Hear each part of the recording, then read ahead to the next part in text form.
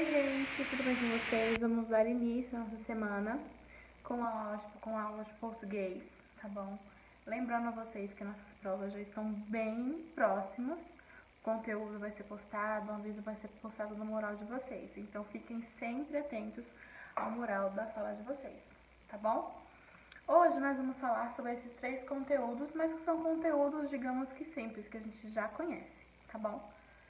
Paroxítona. O que é uma paroxítona? Vocês lembram da classificação da sílaba tônica? Então, paroxítona é uma delas. Nós vamos iniciar vendo as regras das paroxítonas, tá bom? Lembrando que o que é uma paroxítona? É quando a penúltima sílaba ela é a mais forte de uma palavra. Petróleo, tá bom? É um exemplo dessas palavras paroxítonas, tá bom? Lembrando que, para a gente conseguir identificar uma paroxítona, oxítona, proparoxítona, a gente tem que saber da separação silábica, para a gente saber em que posição a sílaba tônica se encontra, tá bom? Vamos lá. Para a gente dar início, peguem o livro de vocês e coloquem na página 56, tá bom? No livro de português. E vamos iniciar com as regras das paroxítonas, tá bom? Aqui ele pede para a gente reler essas palavras e observar a questão da paroxítona, tá bom? Onde a paroxítona se encontra, se ela está acentuada, que todas aqui estão acentuadas. Então a gente vai ver primeiramente, né, inicialmente, quando a gente vai acentuar uma paroxítona, tá? Releia as palavras: indústria, planícies, culinária, petróleo, tá bom? Esse sinal indica que a separação silábica é opcional. Reescreva as palavras e faça a separação silábica considerando que as palavras são paroxítonas. Então, se a gente levar em consideração esses 2 pontos, que é um sinal que ele fala que você pode ou não separar, já não vai ser mais paroxítona o que está indicando aqui, tá bom? Então a gente vai separar a palavra como a gente sempre separa, deixando o ditongo juntinho, tá bom? Terminou com ditongo, o que é ditongo? 2 vogais juntas, a gente vai deixá-lo junto, tá bom? Porque senão seria encontro vocálico. Encontro vocálico a gente pode separar. Se for ditongo, já é diferente, tá bom? Aí vocês vão escrever como? A separação silábica correta, deixando as vogais que estão no final juntas, tá bom? Aí aqui diz que, relembrando, né, as regras das paroxítonas, tá? Que justifica a acentuação das palavras. Essas palavras aqui em cima que vocês reescreveram, elas foram acentuadas por qual motivo? Porque são terminadas em I, em L, R ou N, em X, US, ANS, AN, UNS ou PS, ou ditongo. Se a gente reparar, todas elas são ditongos. Por quê? Porque finaliza com 2 vogais, tá vendo? A palavra correta, tá? Esses 2 pontinhos que está separando as 2 vogais, ele está dizendo que é opcional você separar ou não. Mas por ser um ditongo, a gente não vai separar, tá? A gente vai escrever como a gente sempre escreveu essas palavras, separando-as corretamente e tal, tá bom? Então, gente, o que é uma paroxítona? É quando a penúltima sílaba é a mais forte, tá bom? E essas regrinhas que estão localizadas bem aqui, essas são as regras, são as situações em que a paroxítona ela vai ser acentuada, tá bom? Tanto é que na página seguinte, ele vai te dar a palavra, vai pedir para você reescrever, ou seja, só escrever novamente, e pedir para você justificar o porquê de essa palavra ser uma paroxítona acentuada. Que tanto é que está bem aqui a resposta. Você vai ver como ela finaliza para dizer o porquê de ela estar sendo acentuada. Olha que fácil. O próprio livro já está te dando a resposta, tá bom? E essas atividades dessa revisão das regras das paroxítonas estão localizadas na página 56, página 57 do livro de vocês, tá bom? Agora nós vamos falar sobre o numeral, tá? Os numerais, eles podem ser cardinais, ordinais, multiplicativos ou fracionários. Quando a gente fala cardinais, são os números que nós utilizamos cotidianamente. 1, 2, 3, 4, 5 e assim por diante. São os números normais. Os números ordinais são aqueles que indicam uma ordem. Primeiro, segundo, quarto, quinto, 11º. Os multiplicativos, eles vão indicar como se fosse, eu tenho o dobro de lápis, que é a Isabelle. Eu tenho o triplo de laços, que é a Yara. Tá bom? Então, é quando eu vou indicar quando eu estou multiplicando o que eu tenho com o que aquela outra pessoa tem, tá bom? Dobro, triplo, quádruplo, quíntuplo e assim por diante. E os fracionários, a gente vê muito em receita de bolo. Quando eu digo metade da xícara, quando eu digo meia xícara, quando eu digo metade do bolo e assim por diante, tá bom? Vamos agora pro livro. Pegue o livro de vocês e coloque na página 58, tá bom? Vamos lá. Como eu expliquei para vocês, os numerais, mais uma vez, podem ser o quê? Cardinais, ordinais, multiplicativos ou fracionários, tá bom?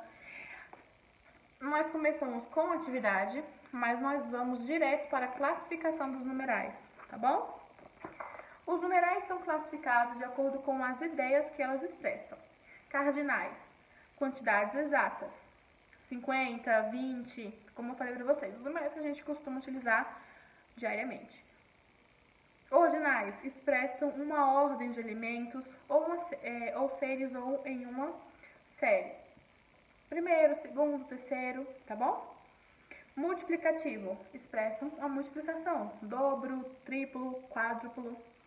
E o fracionário expressam divisões ou frações, tá bom? Aqui na página 59 tem também uma atividade, tá? Uma atividade complementar que eu vou pedir para vocês fazerem no caderno de vocês é para vocês pesquisarem, fazer uma tabelinha, certo? Colocando os numerais cardinais, ordinais, multiplicativos e fracionários. Para vocês, quando forem fazer, não sentirem tanta dificuldade, tá bom? Que aí a gente vai treinando e tal, e vai conseguindo identificar com facilidade quem é quem, tá bom? E por último, não menos importante, nós vamos literalmente para o último conteúdo de vocês. Na verdade, ainda tem parênteses aqui e uma revisão do verbo, mas isso aí a gente faz rapidinho, tá bom? Porque são conteúdos bem simples, tá bom? Na revisão do verbo, a gente só vai revisar o que é um verbo que a gente já sabe de cor e salteado, que a gente já vem falando nos anos anteriores também, né? Agora, nós vamos para as palavras como SS, S ou C cedilha, tá bom? Se a gente for pronunciar as palavras com SS, com S ou com C cedilha, elas têm o mesmo som, que é o som do S. Pessoa, diversão, operação, tá bom? São palavras que eu falei primeiramente com um S, enfim, falei uma palavra com S, uma palavra com 2 S, uma palavra com C cedilha, tá bom? E vocês perceberam que elas têm o mesmo som, palavra como se a palavra tivesse apenas um S, tá?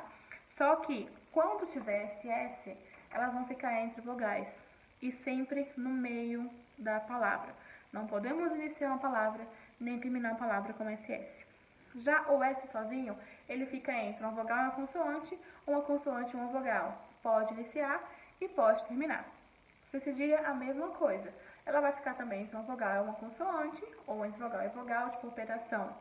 Operação. C cedilha está entre as vogais, tá bom?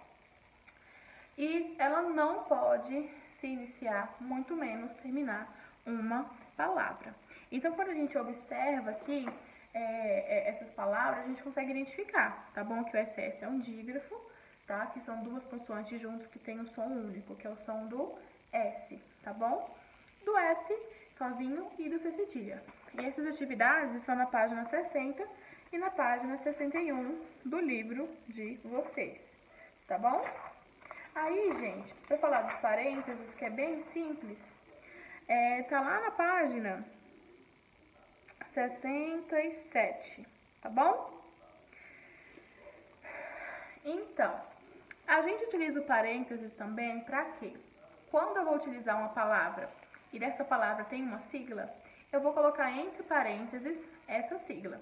Eu coloco entre parênteses também a explicação de algo que eu queira fazer mais detalhado, tá? Como eu já coloquei em atividades de vocês, como eu já coloquei em várias situações. Quando eu coloco entre parênteses, eu quero dar informação a mais, eu quero dar uma explicação a mais, ou eu quero complementar o que foi falado, tá bom?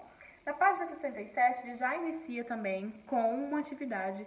E aqui ele tem uma frase que é bem assim: a Organização das Nações Unidas, abre parênteses, ONU, que é a sigla da Organização das Nações Unidas, fecha parênteses, aprovou em 28 de julho de 2010 a resolução e assim por diante continua o texto, tá bom?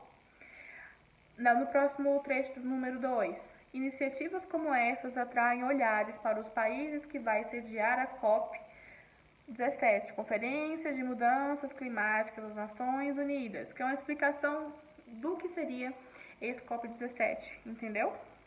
Aí aqui embaixo tem um quadradinho que vai trazer toda a explicação pra gente. Vamos lá. Parênteses são sinais de pontuação empregados em geral para acrescentar informações acessórias, ou seja, para complementar uma informação, como eu falei para vocês, tá bom? A gente usa o parênteses para dar a sigla a uma palavra que a gente citou, para complementar uma informação, para explicar algo diferente, tá bom? Que complemente tudo que foi citado antes dos parênteses, tá? Tanto é que se você quiser continuar a sua leitura sem ler o que está entre parênteses, você vai conseguir compreender o que está escrito da mesma forma. Se você ler o que está entre parênteses, vai aumentar a sua compreensão, tá? Porque entre parênteses, o que está entre parênteses vai trazer informações que vão ser acrescentadas ao que está sendo colocado, tá? E o que é um verbo, gente? Verbo vai indicar uma ação, um estado, um fenômeno na natureza, tá bom? Então, quando a gente fala sobre o verbo, a gente sabe que ele vai nos indicar, tá bom? E também tem a questão do tempo, tá? O que é o tempo? O tempo em que o verbo se encontra, tá? Se é no passado, no presente ou no futuro. Se eu tenho um verbo no passado, é algo que já aconteceu. Se eu tenho um verbo no presente, está acontecendo. No futuro, ainda vai acontecer, tá bom? Então, nós temos esses três tipos de verbo: uma ação, um estado ou um fenômeno da natureza, tá bom? E o que vai identificar em que tempo está? A própria frase e a modificação desse verbo. Nós já estudamos que o verbo ele se modifica de acordo com o pronome, de acordo com o tempo, de acordo com o gênero e assim por diante, tá bom? Então ele vai sendo modificado com o número também, né? Se é plural, enfim. Então ele vai sendo modificado. Então a gente vai identificar o tempo de acordo com a própria frase. Se eu digo, choveu muito essa manhã, choveu muito, está no passado. Se eu disse, Helena pula muito, ou seja, é algo que está no presente. Helena pula muito. Se eu falar, os meninos dançaram na festa junina, tá? Isso quer dizer o quê? Dançaram, algo que já aconteceu. Os alunos estudarão em casa. Estudarão, algo que ainda vai acontecer. Então, fiquem atentos, principalmente na questão da pronúncia. Se eu falar estudaram, passado. Estudarão, futuro. Quando termina em AM, passado. AOTIL, futuro. Então, a pronúncia também diferencia muito o que é o passado e o que é o futuro, tá bom? Então, a gente tem que ficar muito atento da maneira que nós vamos pronunciar a palavra e da maneira que nós vamos escrever essa palavra. Muitas das vezes eu já peguei erros de alguns de vocês, de alunos, né, de crianças no geral, que escrevem verbos no passado, do passado com AOTIL. Então, nesse ponto, você vai estar errando.